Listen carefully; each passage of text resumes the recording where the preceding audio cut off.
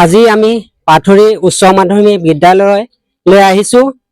এই বিদ্যালয়ৰ এই ছাত্ৰ ছাত্ৰীসকলৰ শিল্পী দিৱসৰ ওপৰত কিমান কথা জানে, ৰূপ কোঁৱৰনো কোন, আমি শিল্পী দিৱস কিয় পাতিব লাগে, তেখেতৰ ওপৰত কিমানখিনি জানে, আমি এই ছাত্ৰ ছাত্ৰীসকলৰ পৰা কিছু তেখেতসকলে আবৃত্তি কৰিব, গীত গাব আৰু ৰূপ কোঁৱৰ জ্যোতিপ্ৰসাদৰ ওপৰত কিছু আমাক কথা দাঙি ধৰিব।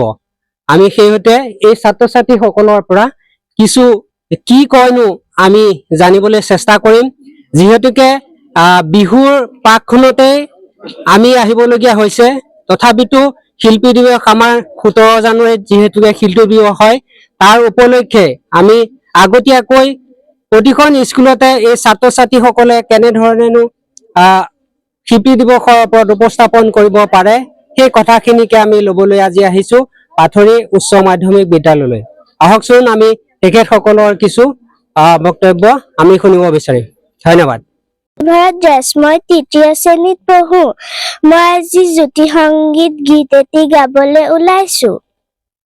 গছে গছে পাতি দিলে ফুলৰে শৰাই, ৰাম ৰাম ফুলৰে শৰাই, ফুলৰে শৰাই, কলিয়া ভোমোৰাই গুঞ্জৰি আহে, গোন্ধকে ধিয়াই, ৰাম ৰাম গোন্ধকে ধিয়াই, গোন্ধকে ধিয়াই।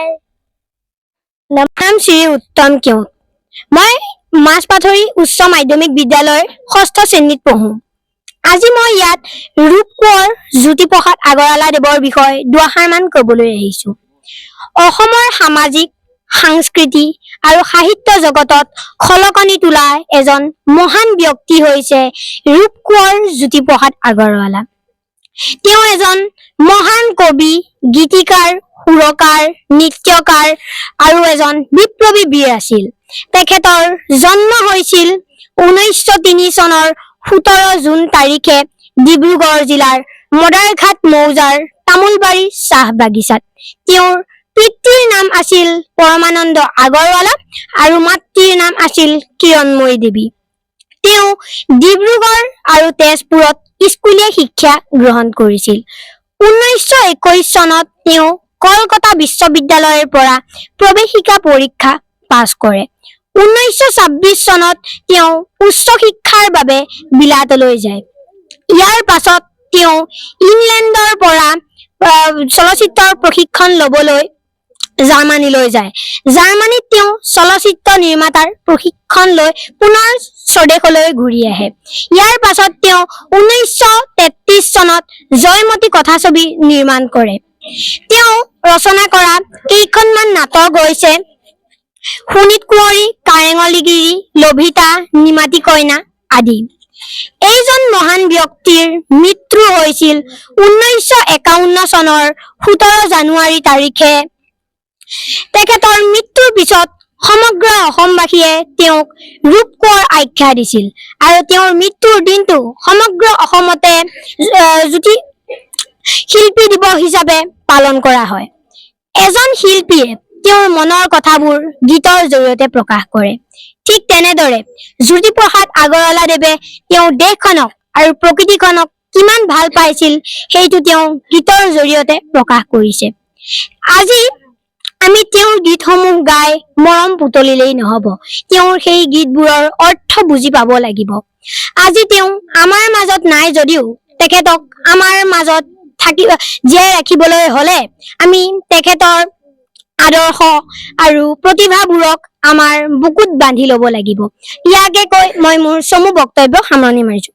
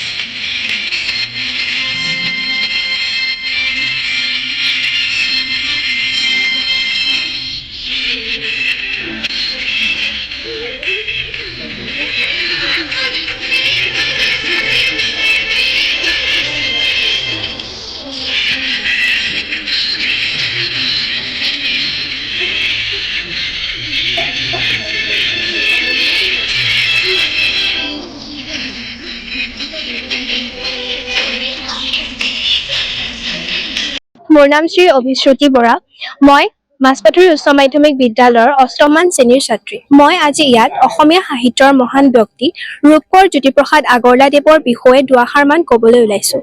ৰূপকোঁৱৰ জ্যোতিপ্ৰসাদ আগৰৱালা এগৰাকী নাট্যকাৰ, কবি, সংগীতজ্ঞ আৰু অসমৰ প্ৰথম চলচ্চিত্ৰ নিৰ্মাতা আছিল। তেখেতৰ জন্ম হৈছিল 1903 চনৰ 17 জুন তাৰিখে ডিব্ৰুগড় জিলাৰ তামোলবাৰী চাহ বাগিচাত। তেখেতৰ পিতৃৰ নাম আছিল পৰমানন্দ আগৰৱালা আৰু মাতৃৰ নাম আছিল কিৰণময়ী দেৱী। 1935 চনত অসমীয়া চলচ্চিত্ৰ জগতক তেখেতে জয়মতী ছবি নিৰ্মাণৰ জৰিয়তে এক নতুন পথ দেখুৱাইছিল। তেখেতে 300ৰো অধিক গীত ৰচনা কৰিছিল। এই গীতসমূহত দেশৰ দেশপ্ৰেম, মানৱতা আৰু সৌন্দৰ্যৰ সুমধুৰ প্ৰকাশ পোৱা যায়।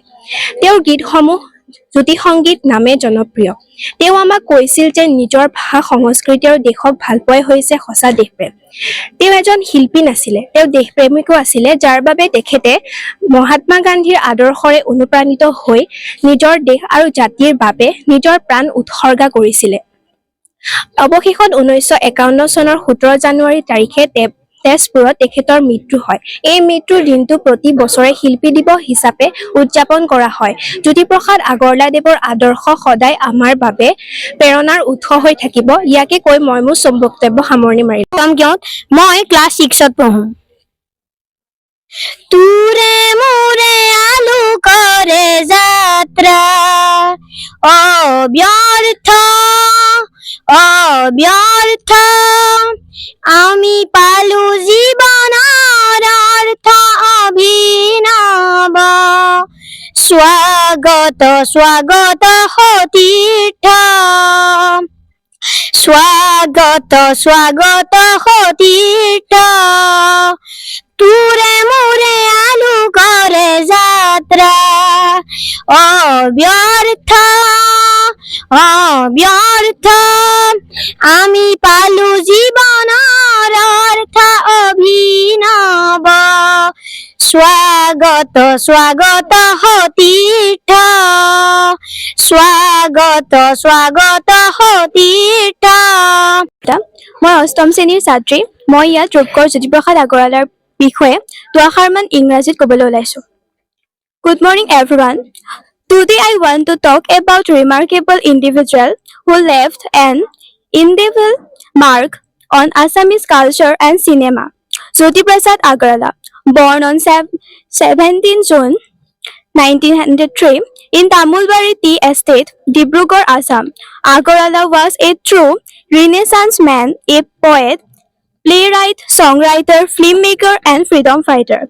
Agarwala's contributions to Assamese literature and cinema are immense. He is often regarded as the father of Assamese cinema, credited with making the first Assamese film, Jaimoti, in 1935. His films such as Indramaloti showcase Assamese culture and history, inspiring generations of artists.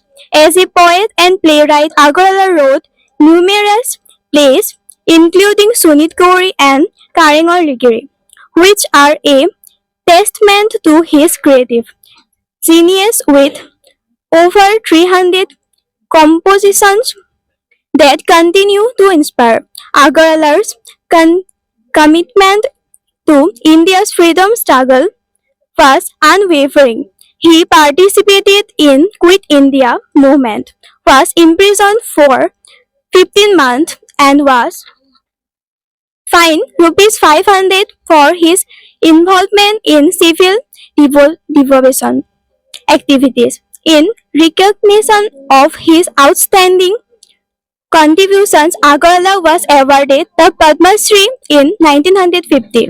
His legacy continues to inspire artists, writers, and freedom fighters, earning him the title Rupkor, Prince of Beauty. Thank you.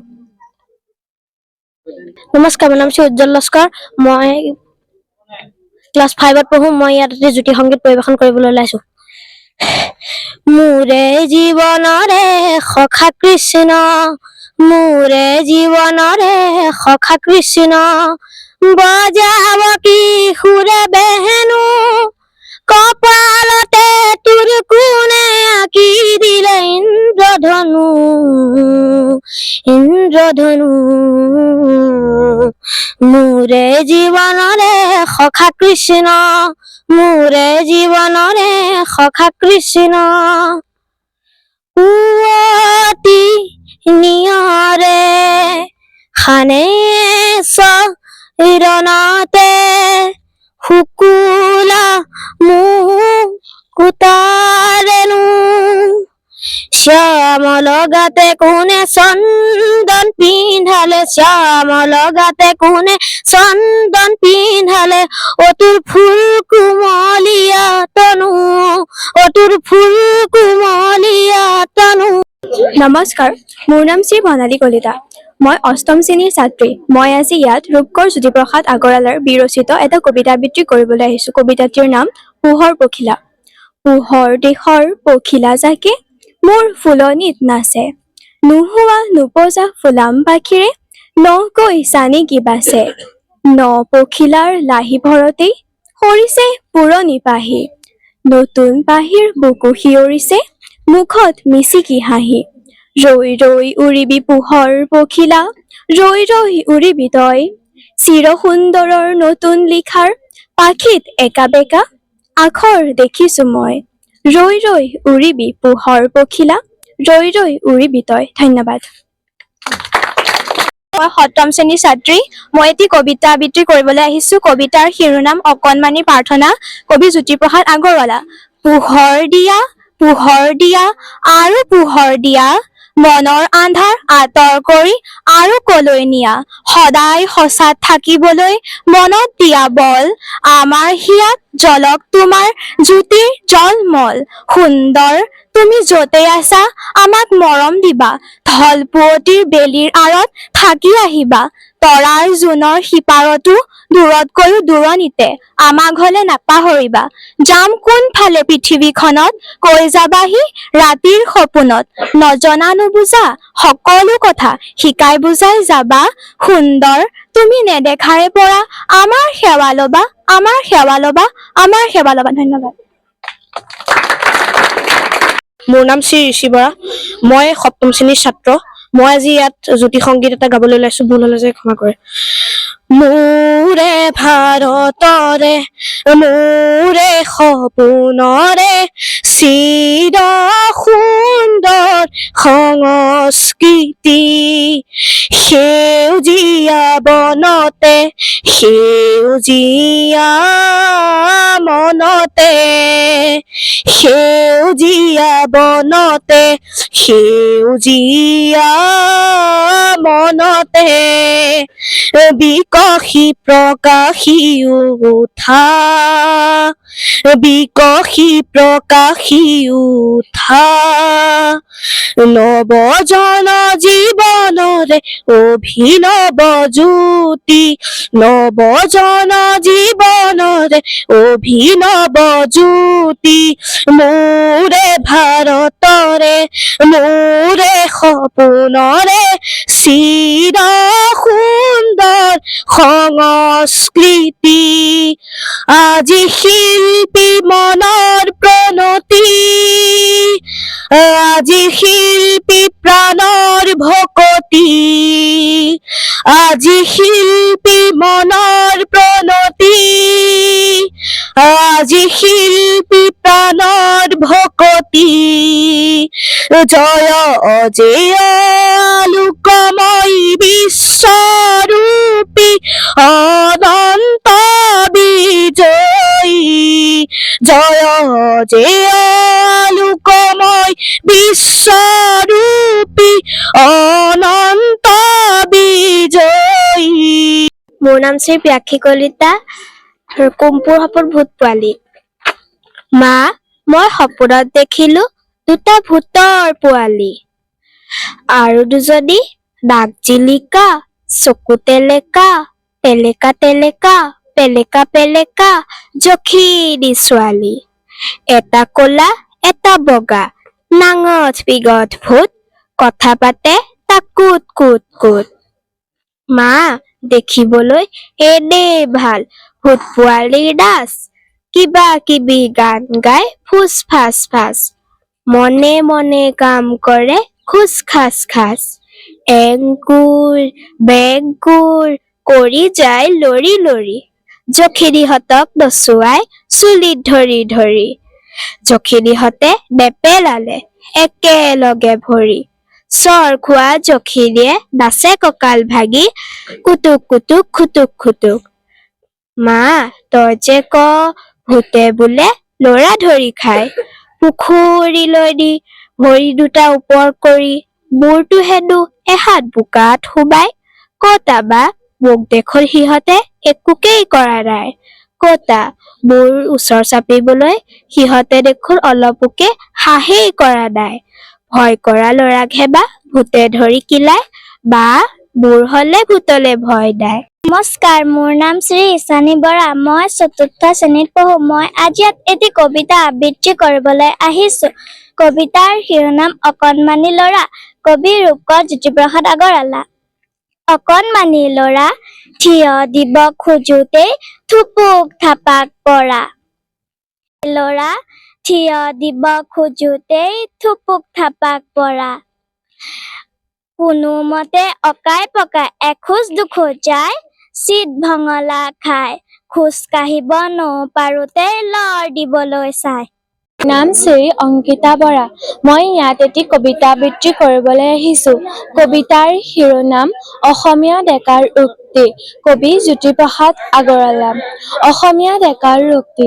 শক্তিপুত্ৰ মই ভক্তি বুকুত লৈ মুক্তি প্ৰয়াসী হৈ অৰ্জুন মই গান্ধীবী ময়ে ধনঞ্জয় মৃত্যু কৰিছো জয় ময়ে অসমৰ ময়ে ভাৰতৰ ময়ে ডেকা ল'ৰা অগ্নিময় ময়ে ভাৰতৰ নবীন সূৰ্য পূৰ্বাঞ্চলত বজাও তুৰ্য মোৰ পোহৰৰ গানে আকাশে আকাশে দেশে মহাদেশে মুগ্ধ কৰিব আলোক যাত্ৰী শেষ হব শেষ নোহোৱা ৰাত্ৰি কৰিম জগত জয় নবীন সূৰ্যময় উপচি আহিব পোহৰৰ ঢল ফ্লুইডৰ দৰে ফেনে ফুটুকাৰে ফেনিল প্ৰজ্যোতি প্ৰপাতৰ জল হাতী পতিয়েদি ঐৰাবাটেদি কত নগৰৰ আলি গলিয়েদি কত মেধাৱীৰ মহামনীষীৰ মনৰ মাজেদি কবীন্দ্ৰজী নিহম মহামনীষাৰ বুকুত ৰম। ধন্যবাদ।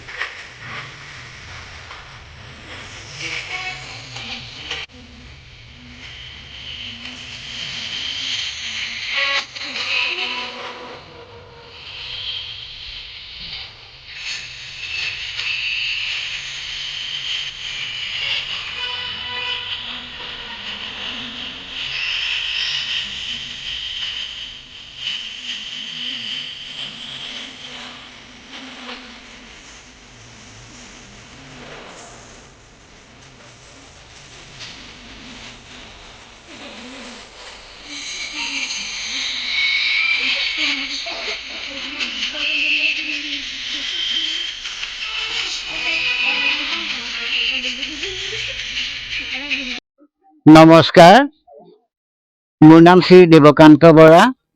মই মাছবাৰী উচ্চ মাধ্যমিক বিদ্যালয়ৰ সহশিক্ষক। ও সখী আজি যৌৱন বনৰ জুৰি ও সখী আজি যৌৱন বনৰ জুৰি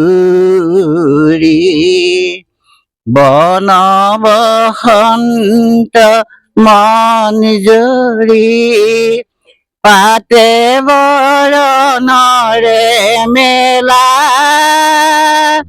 হাহা সখী মোৰ হাহা সখী মোৰ হা হা সখী মোৰ হা হা সখী মোৰ হাঁহিৰে ফাকু খেলাই হাঁহিৰে ফাকু খেলাই